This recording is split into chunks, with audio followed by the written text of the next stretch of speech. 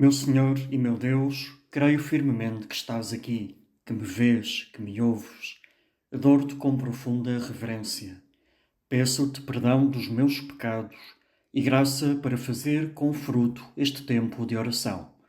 Minha Mãe Imaculada, São José, meu Pai, Senhor, anjo da minha guarda, intercedei por mim.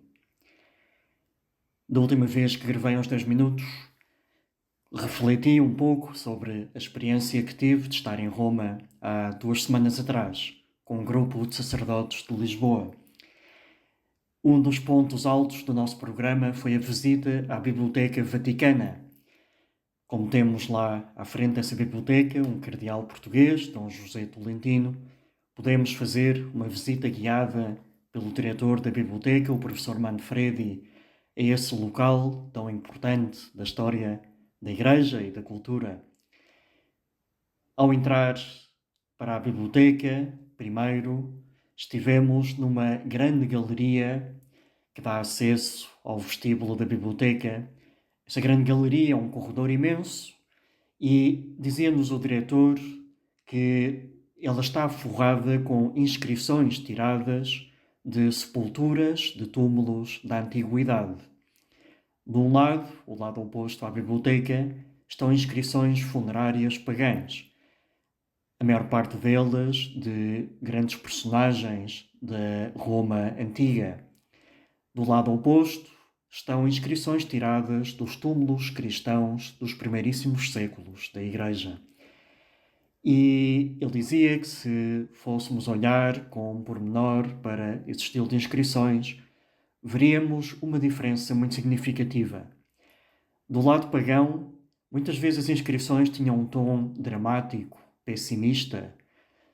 Viam a morte como uma grande tragédia. De ambos os lados, já agora, também estavam inscrições de muitas crianças e bebés falecidos, pois a mortalidade infantil naqueles tempos e durante muito tempo era enorme. Pois as inscrições pagãs choravam a perda para sempre dessas pessoas e também das crianças.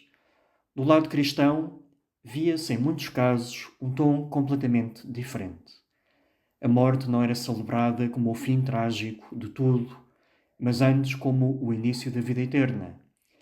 A esperança que os cristãos tinham na vida com Deus para sempre tirava muita dessa carga dramática à separação de uma pessoa querida, mesmo que fosse um bebê ou uma criança.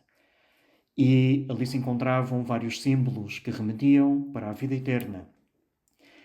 Pois lembrava-me Jesus desta experiência em Roma para, ao ver como aqueles primeiros cristãos captaram muito bem umas palavras tuas que hoje nos propões no Evangelho da Missa. Tu avisas os teus discípulos, agora a ti e a mim, que se te seguirmos como nosso mestre, teremos também de enfrentar, como tu enfrentaste, dificuldades e até perseguições.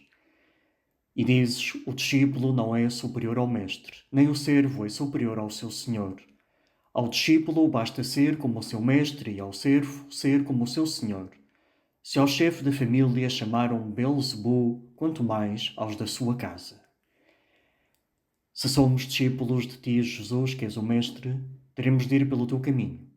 Disseram coisas más e falsas a propósito de ti e perseguiram-te.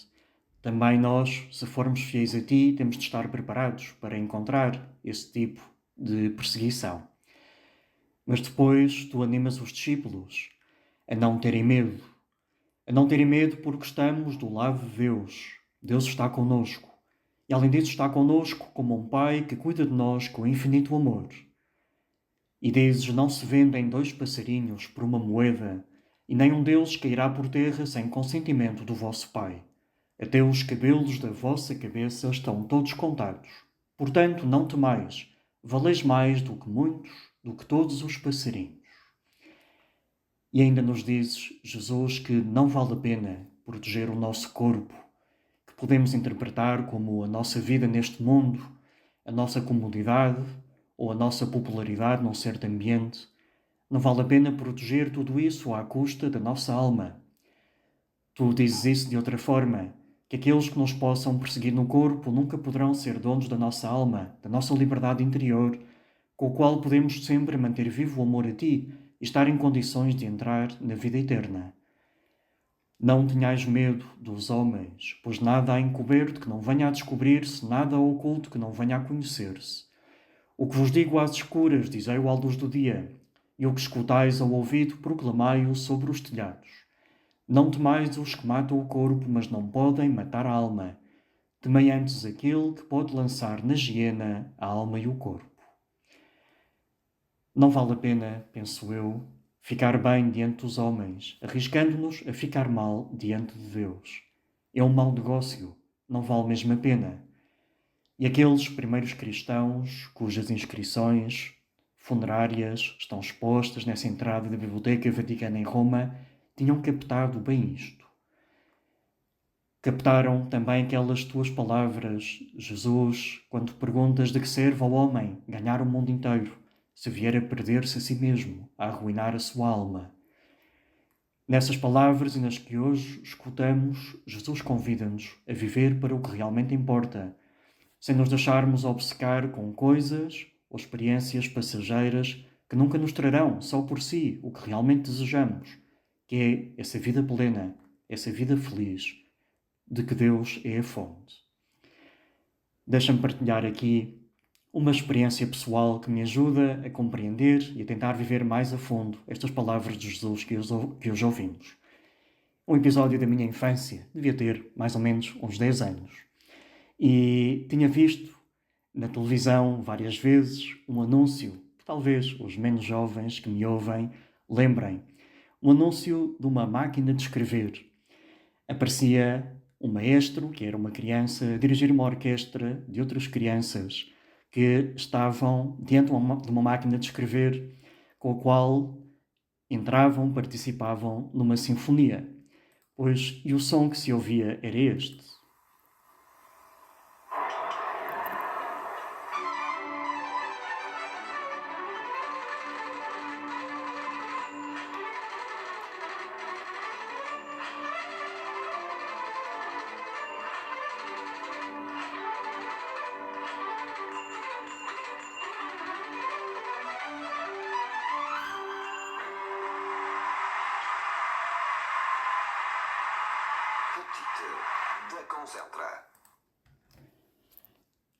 Como criança, eu fiquei entusiasmado, desejava ter uma máquina daquelas. Pedia aos meus pais. O meu pai, com o seu pragmatismo, dizia que não, que aquelas máquinas não valiam nada, que estariam estragadas num instante. Eu insisti, às tantas fui pela via que tantas vezes tentamos quando somos novos.